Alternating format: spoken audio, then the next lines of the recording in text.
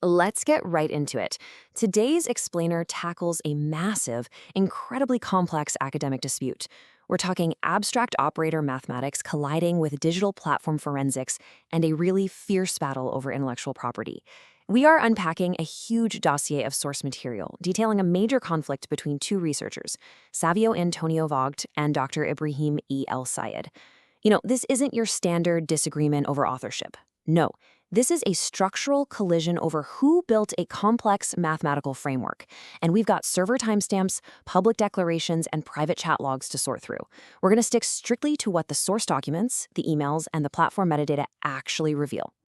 Here is how we're going to break it down today. First, the core mathematical dispute. Second, the chronology of the controversy. Third, the science open metadata question. Fourth, public claims versus private messages. And finally, the ongoing academic ethics investigations. All right, part one, the core mathematical dispute. To understand this, we need to look at the math itself. On one side, we've got Savio Vogt's SRA AM regulator. Think of this as an architectural foundation. It acts as a structural safety switch to keep incredibly complex equations from just spiraling completely out of control. On the other side is Dr. El Sayed's ZPIF, which is a localized quadratic spectral subvariant. The entire debate hinges on how these two concepts interact, or honestly, if they can even exist without each other. So, the absolute crux of Vogt's grievance is his claim of structural dependency.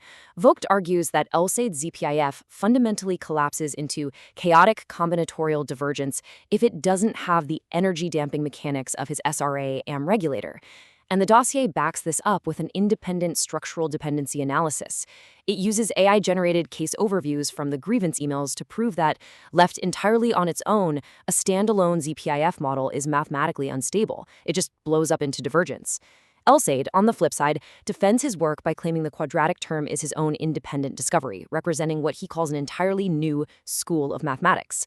But look at how they originally published it together. The text explicitly defines ZPIF as a variant regulated under the scale-regulated aggregation law to ensure boundedness. This joint articulation, which was published in version 3 of El Sayed's preprints.org document, honors both El Sayed's quadratic extension and Vogt's foundational framework. So, that naturally brings us to the big question, who actually published what, and exactly when did they do it?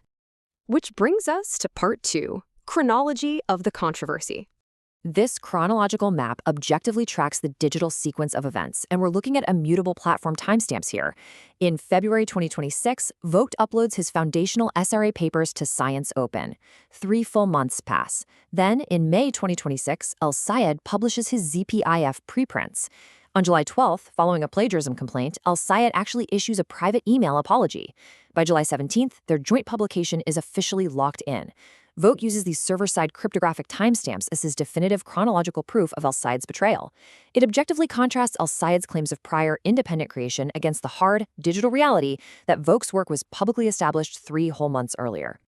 Let's move to part 3, the Science Open metadata question. Now, El Sayed's primary defense for omitting Vogt's name back in May is what Vogt calls the anonymity fallacy.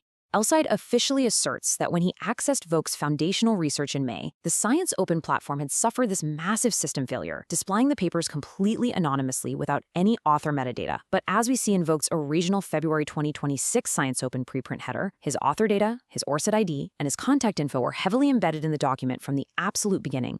So, to dismantle El Sayed's defense, Vogt poses a very direct, highly technical question to the executive and editorial directors of Science Open. Is it technically or structurally possible within your platform's workflow for a preprint to be officially registered, indexed, and assigned an active digital object identifier while leaving the primary author metadata fields completely empty? And according to the technical parameters outlined in the dossier, the answer is a resounding no. Vogt argues it is structurally impossible for a paper to have an active DOI while leaving those author fields blank. Science Open requires strict metadata cross-validation, cryptographic tracking, and verified ORCID registry parameters. So Vogt characterizes El Sayed's defense as a completely fabricated platform glitch. It's a technical refutation against what he calls El Sayed's defamation of Science Open regarding these alleged anonymous uploads. All right, part 4, public claims versus private messages. This is where the paper trail gets really intense. Faced with Vogt's initial plagiarism complaint to the moderation boards, El Sayed sent a private email on July 12th. He issues a written apology for the unintentional omission of Vogt's name. He fully acknowledges Vogt's priority and outright asks Vogt to withdraw his complaint. Based on this, Vogt states he granted professional amnesty, basically throwing him a lifeline to save El Sayed's career, which led to their co-authorship agreement. And that amnesty resulted in the conclusion section of the joint version 3 preprint published on July 17th.